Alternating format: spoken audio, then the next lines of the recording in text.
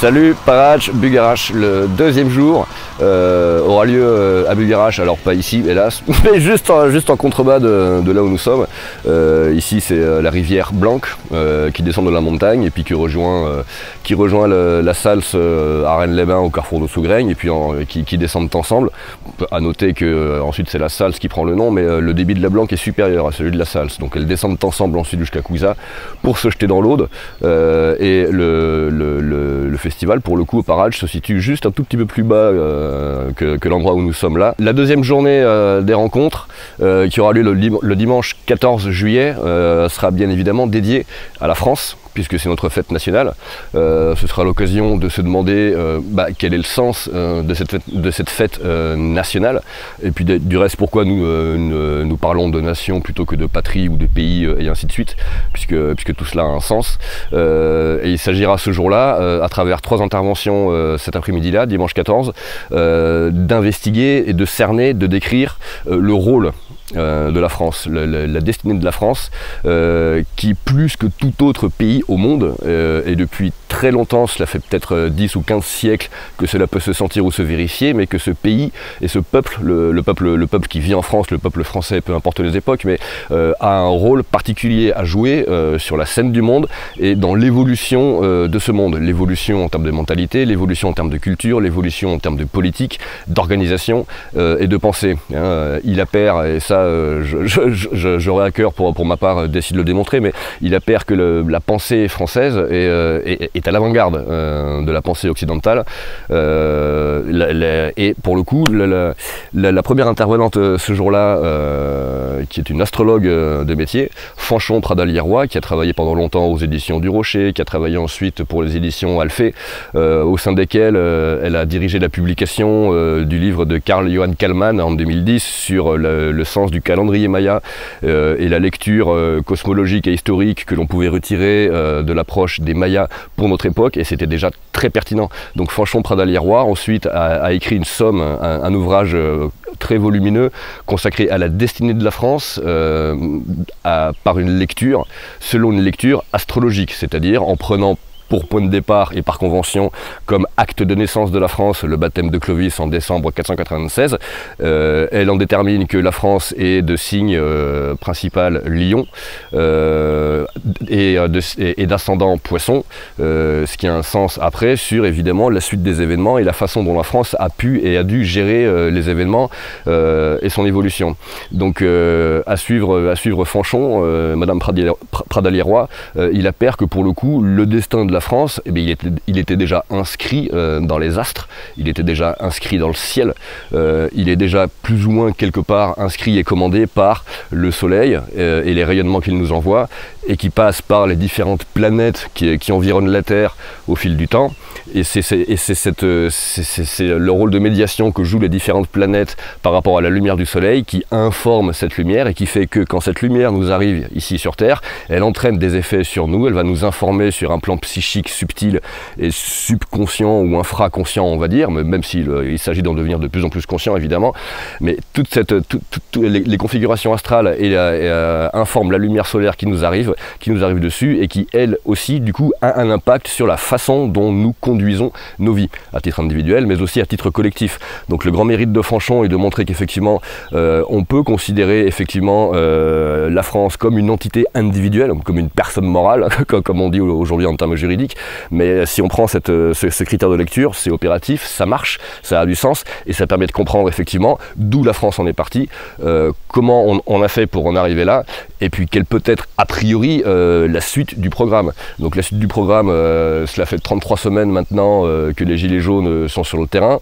J'ai eu l'occasion de dire que d'après moi, ce phénomène Gilets jaunes est d'inspiration mariale, et quand je dis mariale, je fais référence à la Vierge Marie, je fais référence à Notre-Dame, qui était elle aussi l'inspiratrice de la pensée des Lumières, de la Révolution française et des idéaux et de l'idéal des droits humains que la France a été le premier pays à affirmer, que nous avons affirmé mais que nous n'avons toujours pas appliqué. Il y a encore eu un exemple d'actualité récent où Yahya Gouasmi, qui est un musulman, patriote, français, un religieux mais laïque, c'est-à-dire quelqu'un qui assume et à la fois sa foi, mais qui n'en fait pas une affaire publique, mais qui assume aussi sa foi patriotique et son appartenance à la nation. Et ce monsieur, évidemment, est accusé par le gouvernement d'occupation de mon pays, accusé de dérives sectaires et terroristes, ainsi de suite, par des gens qui eux-mêmes financent et mettent en œuvre des dérives sectaires et terroristes, non seulement en dehors de la France au Moyen-Orient, mais sur le propre territoire français.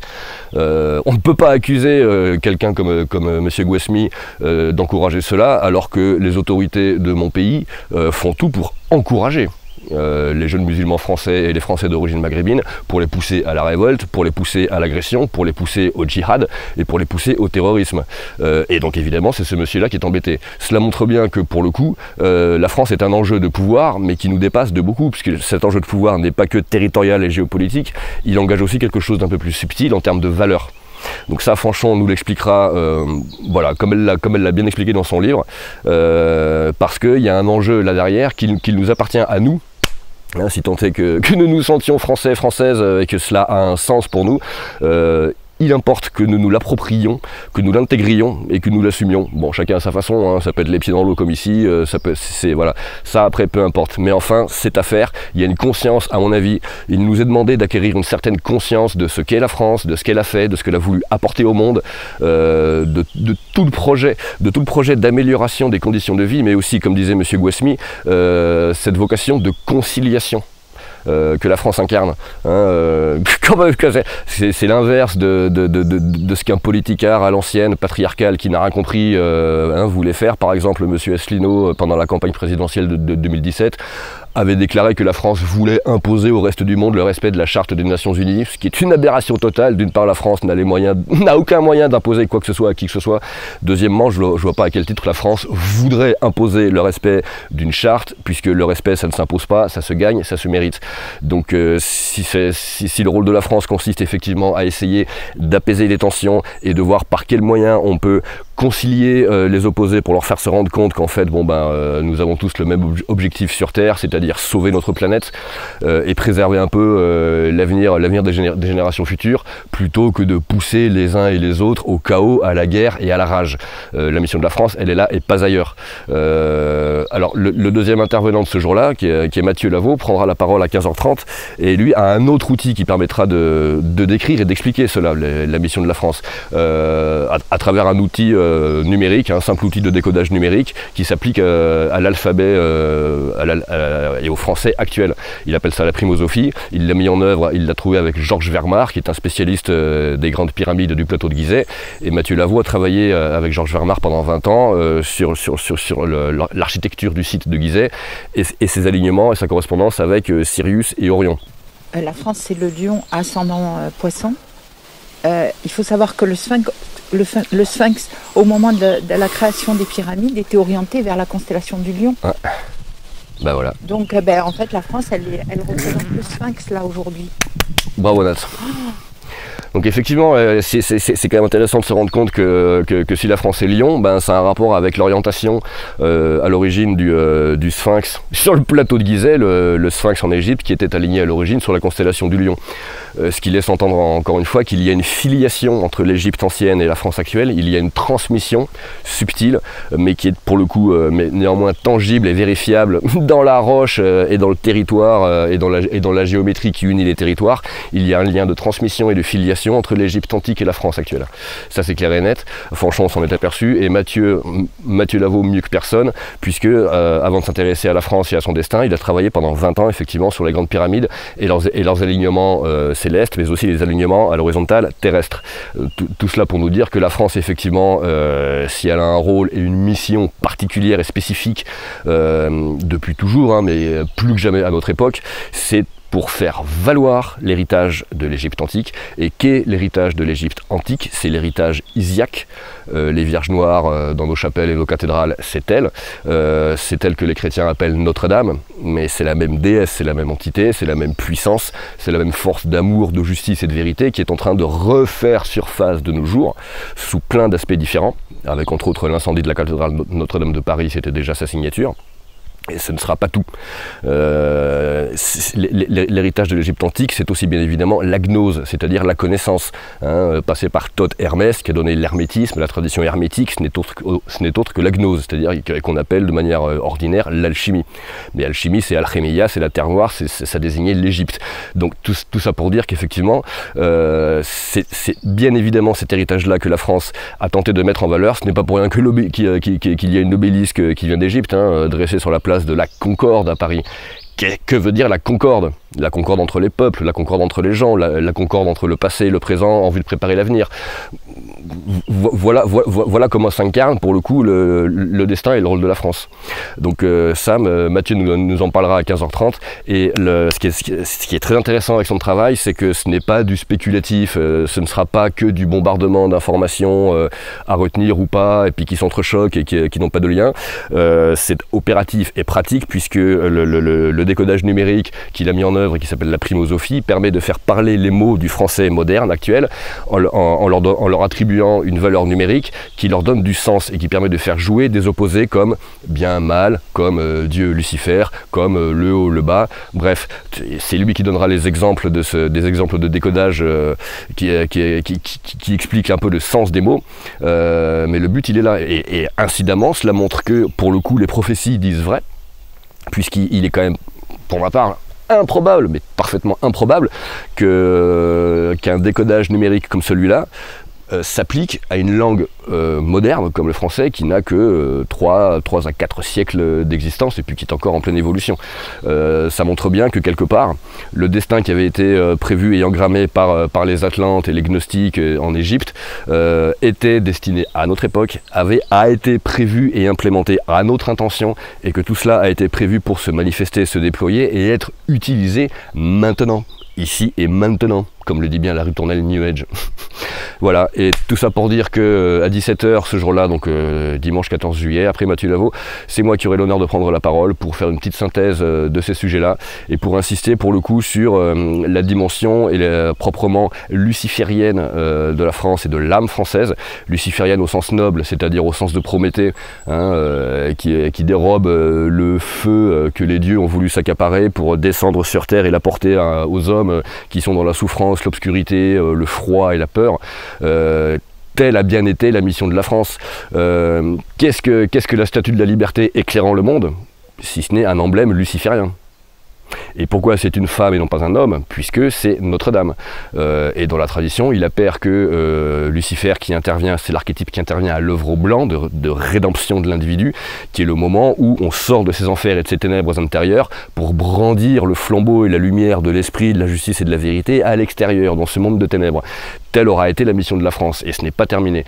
Donc voilà ce que j'aurai l'occasion d'illustrer, à différents points de vue, historiques évidemment, philosophiques et littéraires. Je m'appuierai beaucoup sur l'ouvrage posthume de Georges Bernanos sur la vocation spirituelle de la France, qui est absolument magnifique, dans lequel Bernanos explique bien que la vocation de la France, c'est de tout comprendre, de tout pardonner et de tout assumer.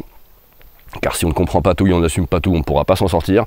Napoléon avait dit quand il a pris le pouvoir « j'assume tout » de Clovis jusqu'à la Révolution.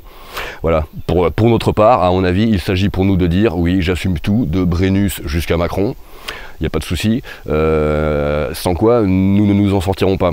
Et de la même manière que les révolutionnaires disaient en 93, c'est la liberté ou la mort, puisqu'il a dit dans l'évangile de Jean que la vérité vous libérera. Aujourd'hui, pour ma part, il nous importe de considérer que ce sera la vérité ou la mort. La vérité nous libérera, l'époque est en train de le démontrer de plein de manières différentes. Tous les mensonges historiques et sociaux et mentaux, religieux, culturels dans lesquels nous baignons depuis des mille ans sont en train de fondre et de se dissoudre comme neige au soleil, sont en train de s'évaporer. C'est tout un monde qui est en train de s'écrouler, de s'effriter, de s'effondrer, de partir en poussière. Mais autre chose est en train d'émerger, et c'est en prenant conscience effectivement du passé et des événements qui nous ont amenés jusque-là que nous permettrons à autre chose d'émerger sur ces ruines, et qui nous éviteront surtout d'aller au chaos, d'aller à la violence, car il s'agit à tout prix d'éviter de tomber dans le piège que les forces obscures qui dirigent ce monde sont en train de nous tendre, c'est-à-dire à pousser les gens à la révolte, à la guerre, à la violence et à la mort. Le but c'est pas de mourir, le but c'est de vivre, et de vivre bien et de vivre mieux que ce que nous avons fait jusqu'à présent sur cette terre, qui mérite un peu plus d'égard et un peu plus de considération hein, qu'elle en a eu de notre part jusqu'alors. Donc voilà ce que j'essaierai de montrer ce jour-là. Voilà, car si notre époque elle est révolutionnaire mais aussi évolutionnaire, ça les gilets jaunes l'ont bien compris, ils l'ont dit eux aussi, c'est bien que nous sommes en train de changer effectivement d'époque, mais qui dit changement d'époque dit changement de mentalité, c'est-à-dire de référents moraux, hein, une mentalité, une culture ou une idéologie, elle est axée et ordonnée à des valeurs. Ces valeurs peuvent être, une valeur c'est neutre, on choisit celle qu'on veut, c'est peut-être le bonheur, la vérité, la justice, la sécurité, l'ordre, le progrès ou la conservation, peu importe. Mais pour le coup, il s'agit pour nous de nous approprier ces valeurs-là, de voir comment elles résonnent et comment on se sent avec, car c'est avant tout une affaire de cohérence individuelle. Et à partir du moment où on se sent à peu près à l'aise avec des directions comme ça morales, soit vers la liberté, soit vers l'ordre, soit vers la justice, soit vers la vérité, mais peu importe, cela se met en œuvre. Alors, du moment où l'on a adhéré à telle ou telle valeur, elle se met en œuvre, elle agit spontanément à travers notre démarche et notre attitude au quotidien, quoi que nous fassions. C'est ça qui est merveilleux. Donc il s'agira d'illustrer ceci voilà, et de le partager, puisque tel est l'objectif de ce festival, c'est de faire péter un peu ces sujets-là d'actualité dans lesquels nous baignons, mais qui manquent un peu de mise en perspective, qui manquent un peu de fond, qui manquent un peu de recul, et puis de les mettre un peu en lien tous pour voir effectivement le sens que ça prend dans l'ensemble de manière globale. Voilà, dimanche 14 juillet à Bulgarache, merci, à la prochaine et vive la France.